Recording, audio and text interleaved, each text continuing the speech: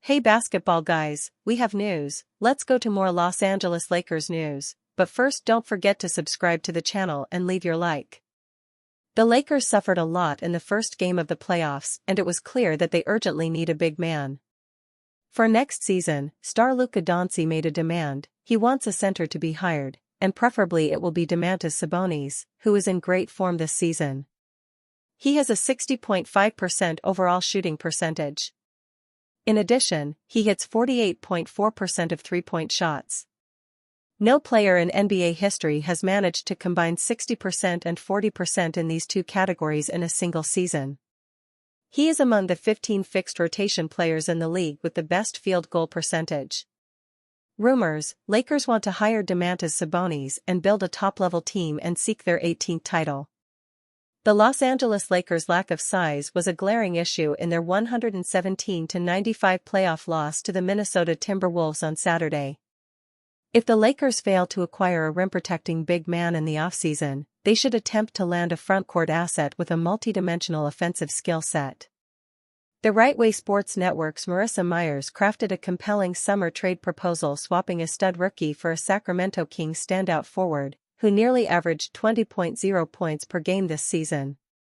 Domantas Sabonis has stated he would like to remain a King, but ultimately will realize that this isn't the team to attach himself to if he wants to truly win, Myers wrote Saturday. He is in the prime of his career, turning 29 in May, and will want to try to win as many championships as possible. If the Kings are entering a rebuild, Sabonis would also be a valuable trade piece for them to get the assets necessary to start that. This would allow Sabonis' trade request to be accepted. With the idea of a trade coming this offseason, there is one team that should look to do whatever necessary to get Sabonis. That is the Los Angeles Lakers. If they fall short in the playoffs this season, this trade becomes even more important, and if they do win it, they should still look to advance their team further with Sabonis for 2025. Myers' trade proposal would send Dalton Knecht and a first-round pick to the Kings for Sabonis. After losing to the Dallas Mavericks in the number 9 versus number 10 Western Conference play-in contest, the Kings' challenging 2024-25 season came to a devastating end. Sacramento finished with a below-average 40-42 record in the loaded Western Conference, likely motivating the organization to make changes in the offseason. Los Angeles could soon rescue Sabonis, a 6'10" double-double machine from Sacramento.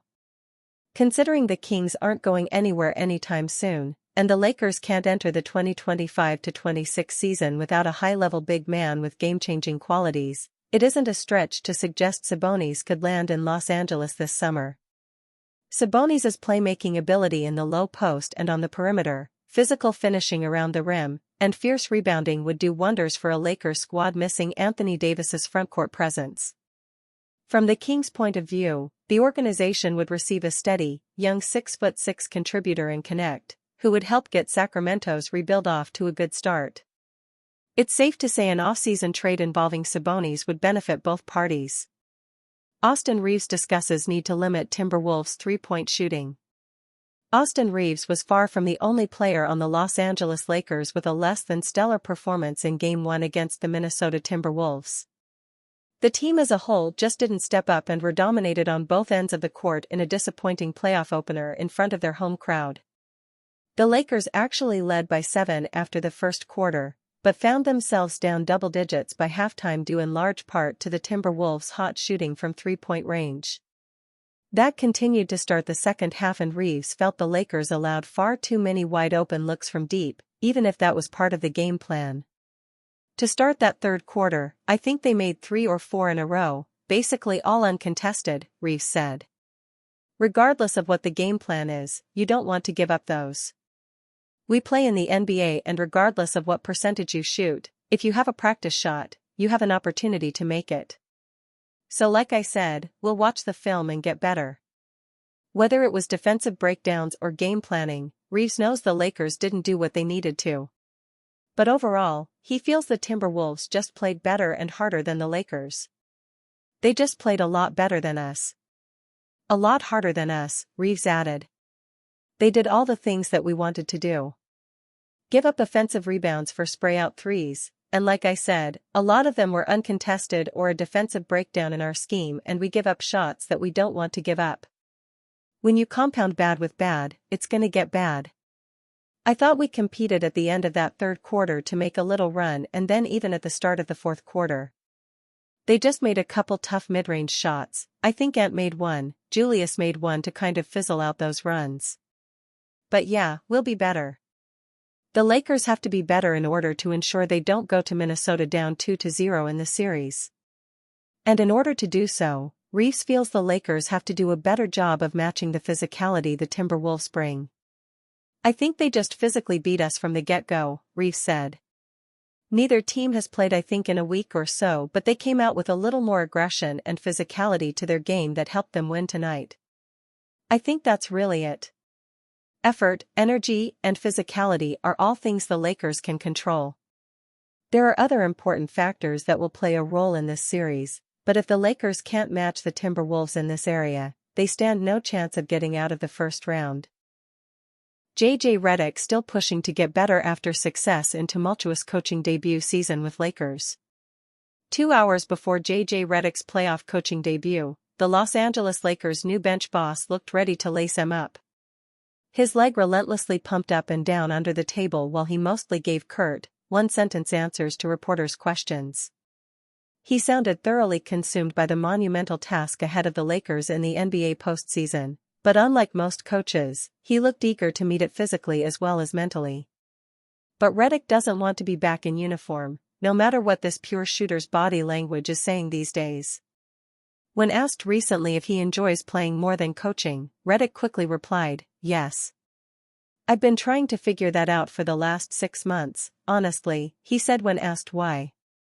"I think anybody that was around me as a player knows how much I enjoyed the job every day, and knows how grateful I was to be in the NBA every day, and very grateful to have a 15-year career."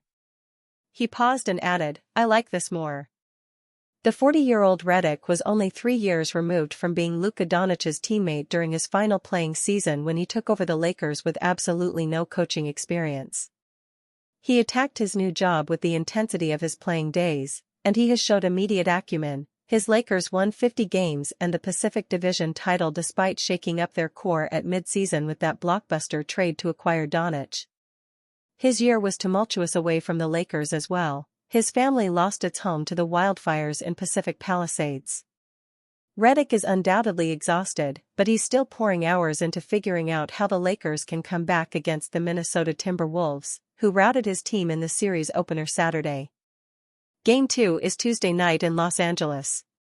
Redick already knows that being the Lakers head coach comes with infinite layers of scrutiny, but particularly from the many former Lakers players who have built media careers examining the current team, and usually finding it lacking. When the Lakers lost Game 1, Magic Johnson immediately jumped onto social media to criticize the coach, saying Redick didn't do a good job.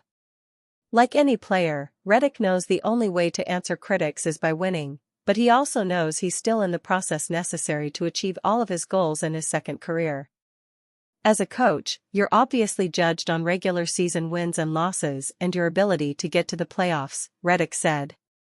But I think the other two things that you're really judged on are the way you're able to handle the pressure of the playoffs, the adjustments, the in-game stuff. There's still so much work that we have to do, and then I think you're also judged on the culture you create, and whether or not your players and everybody in the building like coming to work. Redick thought about becoming a coach for most of his playing career, and he learned from each of his own coaches, including Mike Krzyzewski and Stan Van Gundy. He's already enjoying significant success with the Lakers, who almost always look more prepared and more focused than they did last season under Darvin Ham. Although Redick wasn't a finalist for the NBA Coach of the Year award, the Lakers by most measures had their second-best season since the end of the Phil Jackson era in 2011. Redick isn't ready to reflect on his first coaching season, however. He's still learning, and they're still playing. Other than my house burning down in the Palisades fire, nothing has surprised me, because I went into this with a very open mind and a baseline level of knowledge, Redick said. And though I didn't have experience as a coach, I had 15 years of experience in the NBA, and I've been a part of a bunch of different locker rooms in a bunch of different situations, so I've kind of seen a lot. But truthfully, there's a different challenge every day. Redick accepted a high degree of difficulty for his first job when he took over arguably the NBA's highest-profile franchise. He was off to a solid start when the Lakers traded Anthony Davis for Doncic just 2.5 months before the playoffs. A team that built its identity around Davis's dominant defensive play had to become something else to maximize Doncic's strengths, and to mask its new weaknesses. That change became even tougher when the Lakers couldn't acquire a center at the trade deadline, forcing them to continue without a true rim protector. The Lakers have been inconsistent down the stretch, but Redick is still looking for solutions, even as the playoffs add exponential urgency. That's exciting and encouraging to players like Austin Reaves. I had talked to him a couple of times previously and I knew his IQ of the game, but obviously there was all the talks about he's never coached at any type of high level, Reaves said. Since day one, he's been super professional and super locked into one goal, which is getting, out of us, what the coaching staff wants. I can't give him enough credit for what he's done for me. Lakers J.J. Redick spurned by NBA in Coach of the Year voting. Los Angeles Lakers head coach J.J. Redick led his team to a stellar season. It was the first time since the 2019-20 season that they finished the season with 50-plus wins and a top 3 seed in the loaded Western Conference. Redick has been a revelation for the Lakers and has proven that he can coach and will likely coach this team for years to come. Although he played a big role in turning the Lakers into true contenders this season, he was left out of the 2024-25 NBA Coach of the Year award finalists. Instead, the 3 finalists are Cavaliers head coach Kenny Atkinson, Pistons head coach J.B. Bickerstaff, and Rockets head coach Ime Udoka. Redick being left off the list is a bit controversial. Many will point to the Lakers' turning point this season in trading for their superstar, Luka Doncic. However, the Lakers were threats before that trade, and it was due to Redick and his coaching staff. Redick's hiring last June stirred plenty of debate. While his deep understanding of the game and extensive playing and broadcasting background were widely respected, he stepped into the role with no formal coaching experience at the college or professional level. Prior to joining the Lakers, his only experience leading a team was coaching his son's youth squad, an entirely different challenge than guiding a roster loaded with veteran talent and managing the expectations that come with coaching LeBron James, arguably the best basketball player of all time. So far, he has proven the doubters wrong and is the main reason the Lakers have been so successful. The 40-year-old head coach has already exceeded expectations in many ways. While the regular season brought plenty of positives, the ultimate goal in Los Angeles is to raise the Larry O'Brien Trophy, and Redick will be instrumental in making that happen. However, the journey didn't begin as hoped. The Lakers dropped Game 1 of their first-round matchup against the Minnesota Timberwolves on Saturday, putting immediate pressure on Redick and his staff to regroup and deliver a response in Tuesday night's crucial home game. Being a Coach of the Year finalist would have been a nice individual accolade, but both Redick and the Lakers are focused on something far more meaningful.